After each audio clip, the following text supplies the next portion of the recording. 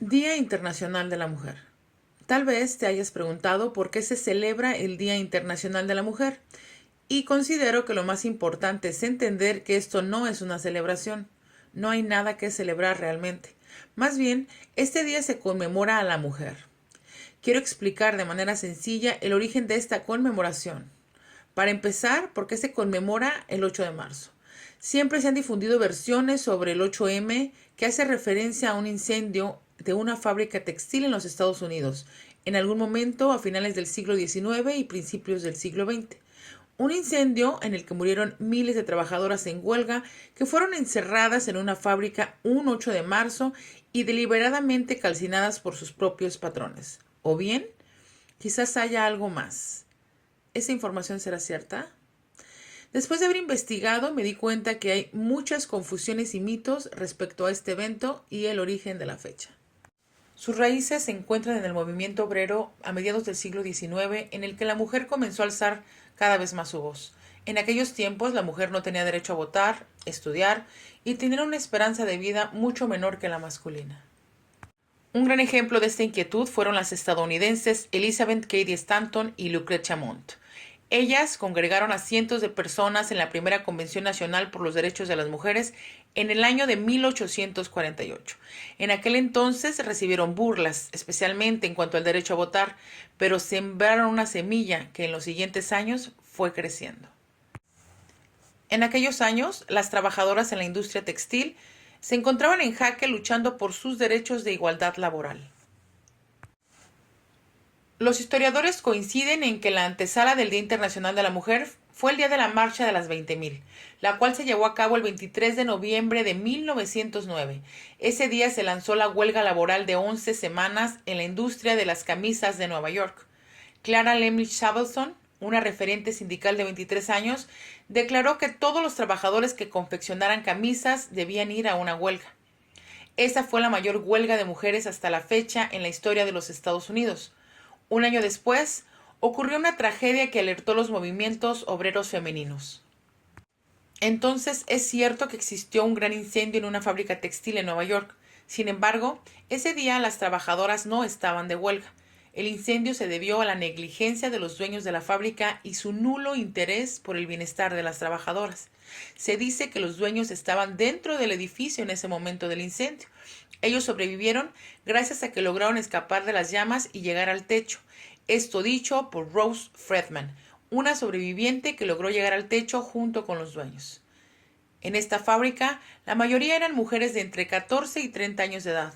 Eran inmigrantes, en su mayoría de familias italianas, judías y ucranianas.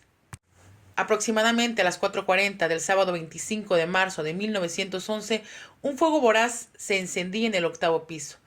Debajo de la mesa de cortar, en un contenedor de madera, había restos de varias miles de camisetas que habían sido cortadas. Eso, junto con las telas colgantes y las mesas de madera, hacían el lugar altamente inflamable. Bloquear las puertas de salida era algo muy común que hacían en ese momento para evitar que los trabajadores se fueran más temprano, y también les permitía a los supervisores revisar los bolsos de los trabajadores antes de salir para evitar robos. Para cuando el incendio ocurrió, el empleado que tenía la llave de la puerta de la escalera ya había escapado del edificio por otro camino. Alrededor de 60 personas no pudieron escapar del edificio en llamas y saltaron al vacío por las ventanas. Los bomberos llegaron relativamente rápido, pero la situación ya era crítica. Y para colmo, su escalera solo era suficientemente larga como para llegar al séptimo piso. Decenas de empleados escaparon del incendio subiendo las escaleras que venían desde la calle hasta el techo. Otros sobrevivientes pudieron meterse en los ascensores mientras seguían funcionando. Los operadores de los ascensores salvaron muchas vidas al subir 3 veces hasta el 9º piso para rescatar gente. Pero finalmente los rieles de los ascensores se doblaron por el calor y no pudieron seguir maniobrando. Algunas víctimas, en su desesperación, abrieron las puertas del ascensor y saltaron al hueco vacío, trataron de deslizarse por los cables y aterrizaron en la parte superior de las cabinas. Pero el peso y los impactos de estos cuerpos deformaron las cabinas de este ascensor e hicieron imposible otro intento de los operadores. Los empleados aterrorizados se amontonaron en la única salida de incendios que quedaba, una estructura de hierro muy débil que pronto se colapsó por el calor y la sobrecarga. Este incendio causó la muerte de 146 personas, que murieron por el fuego, la inhalación de humo o los desesperados saltos al vacío. Una gran multitud se reunió en la calle presenciando la muerte de 62 personas saltando desde el edificio en llamas. Un testigo mencionó que al ver los cuerpos amontonados de las trabajadoras, recordó que un año antes ellas mismas habían hecho una huelga luchando por tener mejores condiciones sanitarias y de seguridad en los comercios, y estos cadáveres fueron la respuesta. Los dueños de la fábrica fueron juzgados por homicidio involuntario y negligencia, pero fueron absueltos en el juicio. En 1913 recibieron una demanda civil de los sobrevivientes y familiares de víctimas y pagaron indemnizaciones de $70 por víctima. En este mismo año, uno de los dueños fue arrestado por nuevamente cerrar las puertas de salida de otra de sus fábricas. Tan solo fue penado con la multa mínima de $20.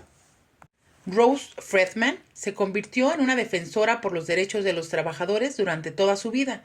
En las siguientes décadas, la conmemoración de esta tragedia fue una de las principales consignas de cada 8 de marzo, llegando a convertir a las mártires del incendio en símbolos de la lucha. Aún así, es muy común encontrar en Internet que esta tragedia ocurrió un 8 de marzo y por esa razón se celebra el Día de la Mujer. Y si buscamos más, encontramos versiones que se contradicen, como una nota que asegura que dicho incendio ocurrió un 8 de marzo de 1908 en una fábrica llamada Cotton Factory, a raíz de una huelga de las trabajadoras que estaban dentro del edificio y sus dueños decidieron cerrar las puertas e incendiarlo. Esa versión, aunque inexacta y construida en tiempos de la Guerra Fría, se basa en hechos reales.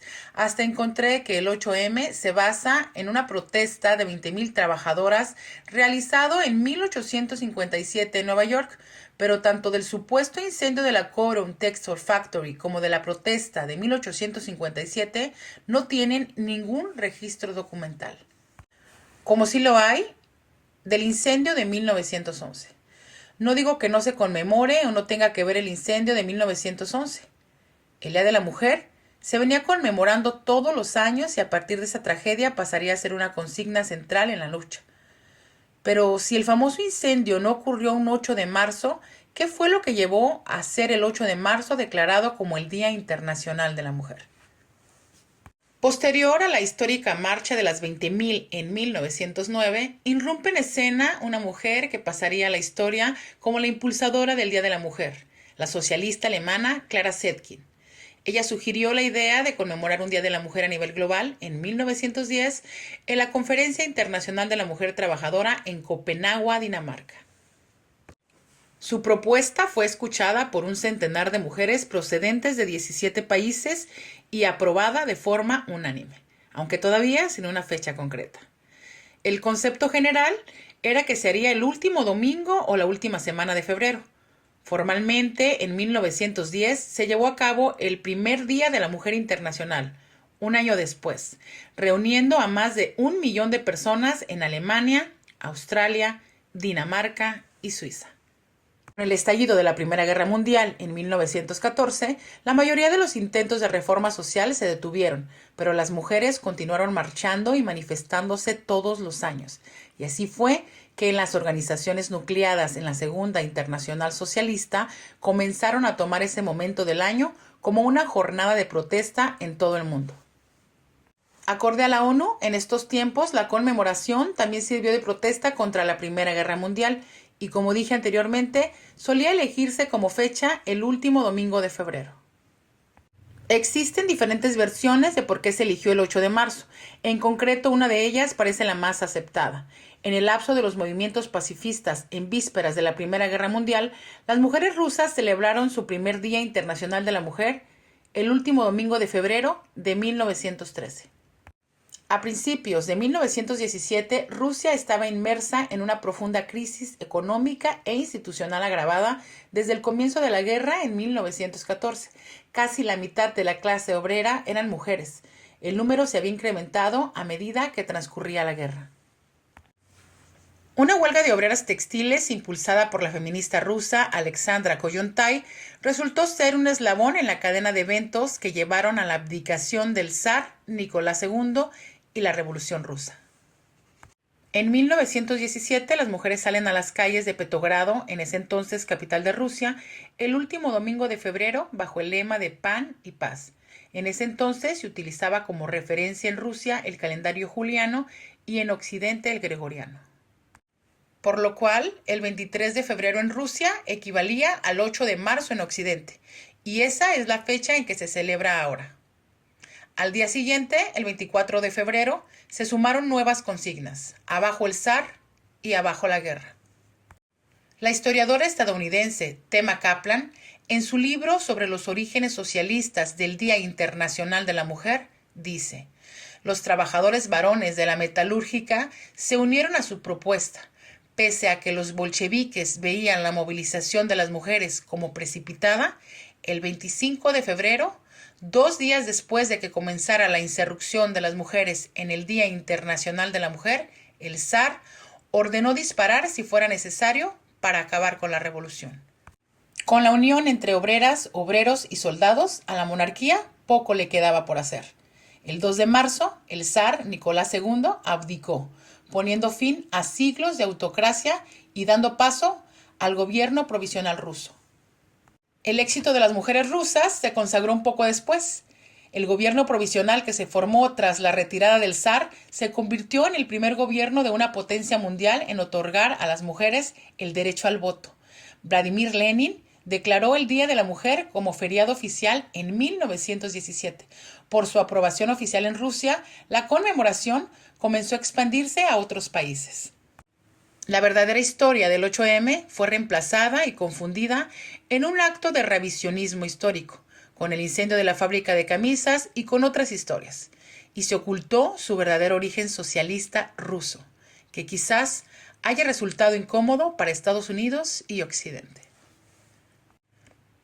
La fecha actual que establece el Día Internacional de la Mujer surgió a partir de la acción de mujeres que no fueron víctimas de un incendio, sino que tomaron una iniciativa y cambiaron la historia para siempre. Estos son los datos que pude recopilar para hacer mi humilde contribución. No descarto que puedo equivocarme. Y entonces aquí llega el momento donde tú entras. Tú puedes ayudarme a verificar esta información, revisarla, buscar sobre las fechas y así juntos podremos tener una información más exacta. Muchas gracias.